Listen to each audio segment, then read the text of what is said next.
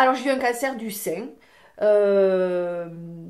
J'étais potentiellement à risque puisque j'avais des fibroadénomes, donc mes seins étaient relativement surveillés.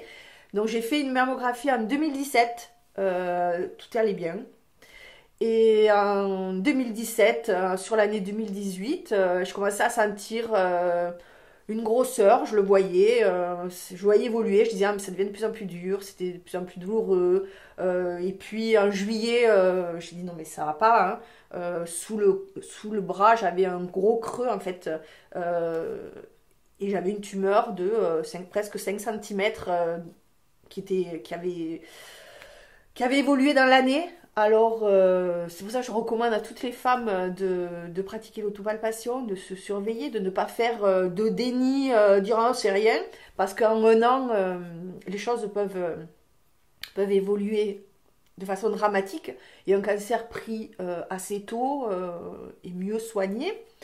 Donc, j'ai découvert ça en septembre 2018. Compliqué d'accepter. De suite, je suis allée vers la réflexologue, la sophrologue qui habite en face de la maison. On est parti en voyage. On est parti au Japon. C'est un voyage qui était prévu. C'est un voyage pour mon fils qui avait choisi la destination. Les médecins m'y avaient autorisé, m'avaient dit il y a des femmes qui, quand elles apprennent qu'elles ont un cancer, il faut qu'on les opère, elles ne peuvent pas, il faut qu'on commence le traitement de suite si vous sentez. Donc je suis partie. Mais le 2 jours après le retour, j'étais à l'ICM pour commencer à me faire soigner. Et c'est 1 an et demi de traitement, puisque quand on enchaîne la chimio, les opérations, les rayons, et là maintenant un traitement sur au moins 5 ou 6 ans d'hormonothérapie. Je continue toute la médecine parallèle parce que j'en ai besoin pour soigner les bobos liés à tous ces traitements-là et pour aussi accepter de vivre avec cette épée de Damoclès parce que quand on a eu un cancer, on a des récidives aussi. Donc je me dis que je n'aurai pas de récidive parce que j'ai fait tout ce qu'il fallait pour ne pas avoir de récidive, mais voilà. La crainte de la récidive elle est toujours là. Des cancers qui se réveillent métastatiques, il y en a, hein, donc le risque il est là. Et puis j'ai accepté de faire partie de protocoles de recherche. Donc je suis dans 2 protocoles, un où tous les 6 mois on m'a fait à partir avant les traitements, on m'a fait des grosses prises de sang et tous les 6 mois on m'a fait des grosses prises de sang. Et je teste après un médicament, puisque donc je suis en hormonothérapie. Mon cancer étant hormonodépendant, on me donne un traitement qui bloque le fonctionnement hormonal. Et c'est une chance, puisque ça permet d'avoir moins de récidives. Et je traite un médicament supplémentaire qui est censé accélérer renforcer cette protection. Donc c'est contraignant puisque je vais à l'hôpital, je suis hospitalisée 1 fois par mois. Au tout début c'était tous les 15 jours, puis tous les mois. Et maintenant on est passé à 1 fois tous les 3 mois. Mais bon, tous les mois ça a duré pendant plus d'1 an. Hein, avec plein d'examens, des électrocardiogrammes, des prises de sang, enfin bon bref. Et, euh, et je pense que c'est aussi là j'ai envie d'aider les autres cancéreuses parce que moi j'ai bénéficié de traitements que d'autres ont testés. Je pense que être rat de laboratoire, alors on voit plein de choses, traiter des médicaments. À ce moment, avec le vaccin, il y a plein de polémiques hein, sur les traitements. Bon, moi, je prends pas un gros risque. Hein, le médicament que je traite, il a déjà 5 ans d'ancienneté. Euh, mais bon, voilà, hein, quand même, je traite, mais je me dis que j'ai pu bénéficier de chimiothérapie. Euh, les chimiothérapies que moi j'ai vécues, c'est pas celles que les femmes ont vécues il y a 20 ans. J'ai morphé, hein, les 3 premières cures sont à 3 semaines d'intervalle, elles ont été terribles. Parce que maintenant 2 jours ça va pas, mais ça m'a pas empêché. La deuxième cure de chimio que j'ai eue, c'était le 31 décembre. J'avais dit il est hors de question que on avait cette habitude hein, de partir parce que moi j'aime pas du tout le premier de l'an. Autant Noël j'aime, mais le premier de l'an j'aime pas du tout. Donc on avait pris cette habitude familiale de partir pour le premier de l'an. Donc j'ai fait ma chimio, on est sorti de l'hôpital à 4 heures de l'après-midi et on est parti direct en Espagne, hein. Alors arrivé à la frontière, j'avais la tête à la fenêtre, j'ai vomi jusqu'à l'hôtel. Voilà, parce que je suis arrivée là-bas, j'ai pas mangé, je suis pas allée manger au restaurant, j'ai pas pu le fêter, mais je pense qu'une femme il y a 20 ans n'aurait même pas imaginé sortir de la chimio et prendre la voiture et partir, quoi. Le lendemain, je me suis réveillée, j'ai pu aller marcher, je suis allée au restaurant, je suis allée dormir 2 heures après. Le soir, je suis pas allée manger au restaurant, mais on a des traitements, des antinauséeux qui permettent quand même de vivre grâce au fait que certaines ont testé tout ça. Donc je me dis, ben, moi aussi, je fais ma part dans ce projet et aussi je participe à des groupes de parole. J'ai rencontré pendant ma maladie au début hein, une ancienne cancéreuse qui a monté une boutique qui vend plein de produits parce on a plein de problèmes d'effets secondaires, donc il faut aller les régler, il faut les traiter avant que ça dégénère. Et elle réunissait pas mal de cancéreuses autour de certains thèmes, donc je fais partie de ces groupes de parole et j'y vais toujours pour témoigner que on peut s'en sortir, que malgré la maladie et pendant la maladie, on peut continuer à vivre. Pendant la maladie, j'ai fait aussi plein de choses à mon rythme, mais j'ai fait aussi plein de choses. La vie continue. Et je suis très heureuse de les retrouver. Il y a des liens qui se sont aussi créés avec toutes ces cancéreuses que je connais depuis maintenant septembre 2018. Et je suis toujours très triste d'apprendre quand il y a un décès, parce qu'il y en a.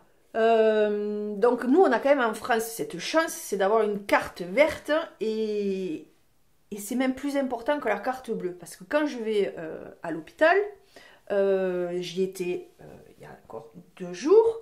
On doit faire les étiquettes et on met dans un appareil cette carte verte qui permet qu'on a le soin et il ne nous coûte rien.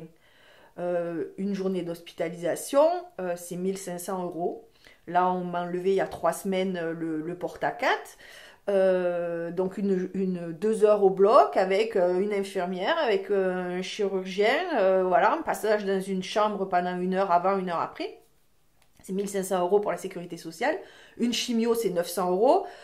Et on en répète, les rayons, c'est pareil. Donc, c'est des traitements qui coûtent très cher avec toutes ces analyses. Et quand on nous détecte ça, la sécurité sociale nous classe dans une catégorie qui est ALD, affection de longue durée. Donc, on a le 100%. On va à la pharmacie, on donne sa carte et tous les médicaments sont remboursés.